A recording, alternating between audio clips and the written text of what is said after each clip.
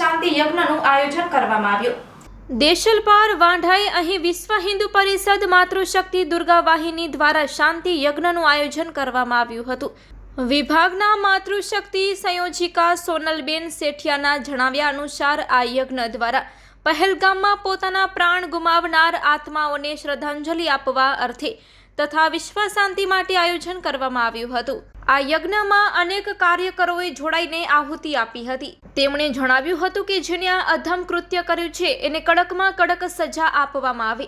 આજના કાર્યક્રમમાં કીર્તિભાઈ જાટિયા, ધનજીભાઈ આહિર, નાજાભાઈ ભરવાડ, કેતકીબેન વ્યાસ, જગદીશ સોરઠિયા, સુરેશદાસ મહારાજ, દીપેશભાઈ જોશી તેમજ જીગરભાઈ બાપટ, જહેશભાઈ કોઠારી, પ્રવીણભાઈ આહિર, કમલેશભાઈ રાવલ તેમજ પાર્થભાઈ પાલેજા, નિર્મલભાઈ આડોસિયા, અજયભાઈ લુહાર સાથે મોટી સંખ્યામાં કાર્યકરો જોડાયા હતા એમ હિરેનભાઈ ભાનુશાલીએ જણાવ્યું હતું।